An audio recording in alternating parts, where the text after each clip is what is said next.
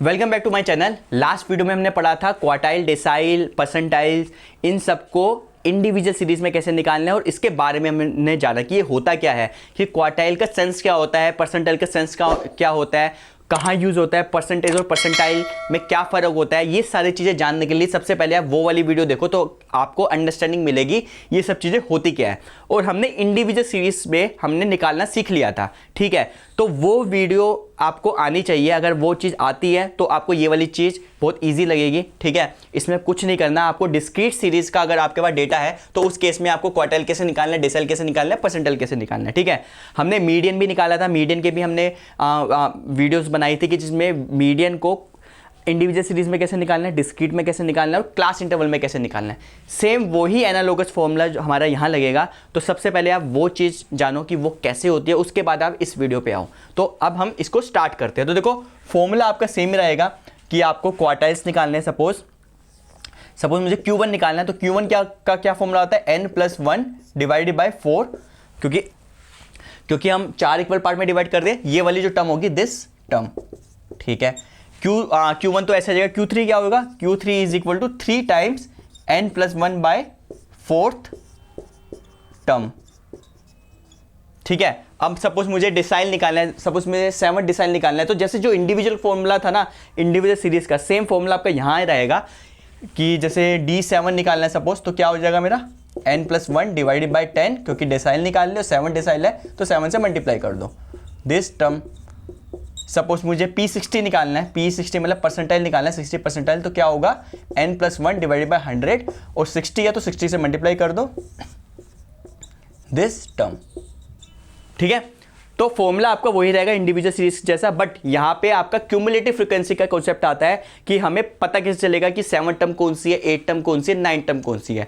तो हमने जैसे मीडियन के केस में हमने किया था क्यूमुलेटिव फ्रीक्वेंसी से, बिल्कुल वैसे ही हम एनालॉगस यहाँ पे करेंगे। तो एक क्वेश्चन करते हैं, उस क्वेश्चन से हम ये सब कुछ निकाल कर देख लेंगे, क्वार्टाइल, परसेंटाइल, डेसाइल, तो आपको पूरा सुपर क्लियर हो जाएगा चैप्टर। तो एक क्वेश्चन है हमारे पास, find D7, Q3, D5 and Q1 of this data, ठीक है।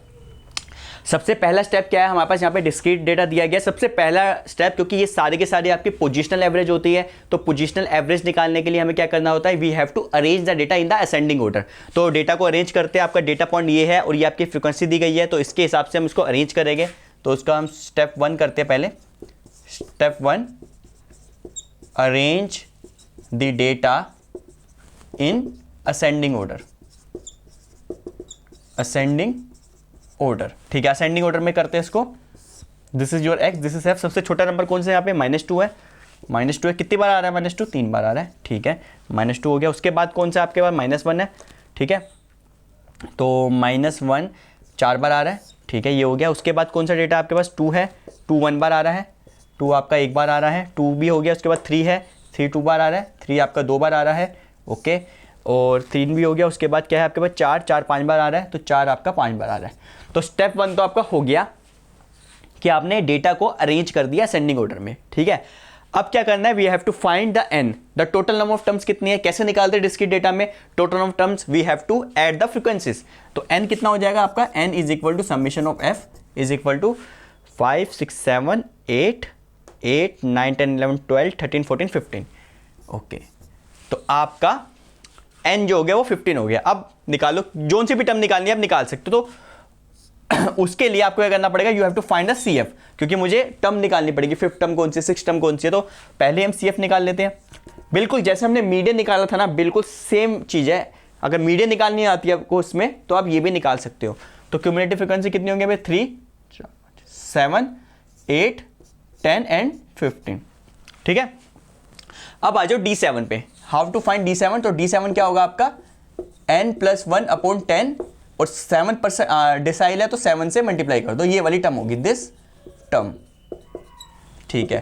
तो n कितना है आपका, n इज 15 है, तो 15 + 1 क्या होगा, 16, तो क्या होगा 7 × 16 डिवाइडेड बाई 10th टर्म। तो मुझे ये वाली टर्म निकालनी है, तो उसको अब कैलकुलेट करते हैं।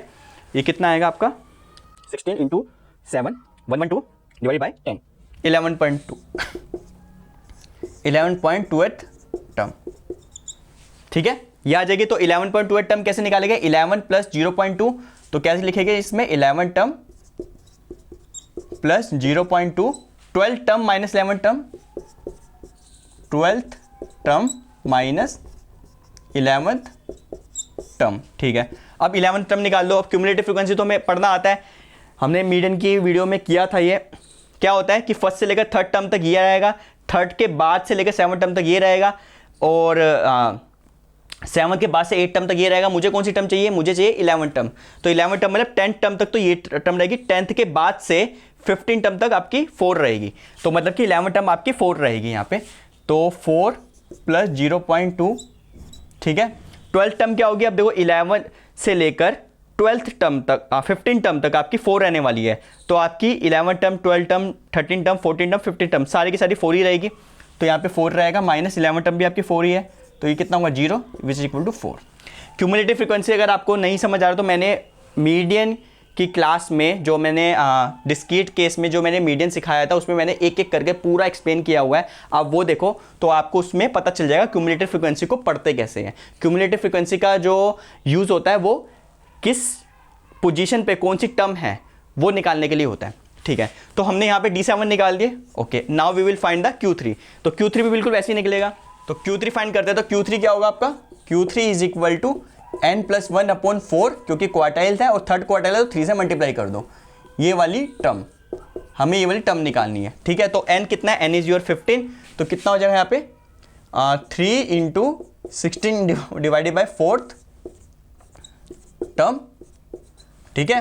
तो 4 4 × 16, 4 × 12, तो आ जाएगा 12th टर्म। 12th टर्म कौन सी होगी? अब देखो 10 टर्म तक तो ये है, 10 के बाद से 15 टर्म तो आपकी 4 ही रहेगी। तो 12 टर्म क्या होगी? आपकी 4 रहेगी। तो 4 इज योर Q3, ठीक है। D5 निकाल लेते हैं। D5 निकालते हैं यहाँ पे। D5 is equal to n+1 divide by 10, क्योंकि डेसाइल निकाल दे और 5th डेसाइल निकाले तो 5 से मल्टीप्लाई हो जाएगा। ये वाली टर्म आएगी आपकी, ठीक है। n कितना है? n इज योर 15, तो 15 + 1 16 हो जाएगा। तो 5 × 16 डिवाइडेड बाई 10th टर्म, ठीक है। अब 5 × 16 है, इसको डिवाइड बाई 10 करो यहाँ पे। 5 × 16 80, तो 80 डिवाइड बाई 10 कितना हो? 8 टर्म, 8th टर्म। 8 टर्म निकाल लो। तो 7 के बाद से 8 टर्म तक आपका 2 रहने वाला है, तो इट विल बिकम योर 2। तो D5 कितना हो गया आपका? 2। अब Q1 निकालते हैं। तो क्वार्टाइल 1 निकाल दो। क्वार्टाइल है तो 4 से डिवाइड कर दो। सो Q1 क्या हो जाएगा आपका? Q1 is equal to n+1 divided by 4th 1 times this term, ठीक है। n इज 15, तो 15 + 1 क्या होगा? 16, 16 4th टर्म, 4th टर्म। अब 4th टर्म को कैलकुलेट कर लो। थर्ड टर्म तक -2 रहने वाला है, थर्ड टर्म के बाद से 7th टर्म तक -1 रहने वाला है, तो इट विल बिकम योर -1। तो Q1 भी आपका निकाल दिया। तो आई होप कि आपको डिस्क्रीट सीरीज अगर दिया जाए तो इसके अंदर क्वार्टाइल, डेसाइल, परसेंटाइल, ये सारी की सारी चीज़ें कैसे निकालनी है बिल्कुल वैसे निकालनी है जैसे आपने इंडिविजुअल सीरीज के लिए निकाला था। बट यहाँ पर एक चीज़ क्या फालतू हो जाती है कि यहाँ पे आपको डिस्क्रीट डेटा दिया गया है, फ्रीक्वेंसीज के फॉर्म में दिया गया है, तो आपको यहाँ पे क्यूमुलेटिव फ्रीक्वेंसी निकालनी पड़ेगी ताकि आप वो टर्म निकाल सको। जैसे मुझे 4th टर्म निकालनी है, अब इस डेटा में 4th टर्म कौन सी होगी वो आपको CF को देखकर आपको पता चलेगी। तो आई होप कि आपको ये कॉन्सेप्ट क्लियर हुआ है। अगर आपको कोई डाउट है तो उसमें कमेंट सेक्शन में लिखो। नेक्स्ट वीडियो में हम करेंगे for class interval quartile, decyl, percentile को कैसे निकालना है। So if you like this video, share this video and comment आपको कैसी लगी ये video. Thank you very much.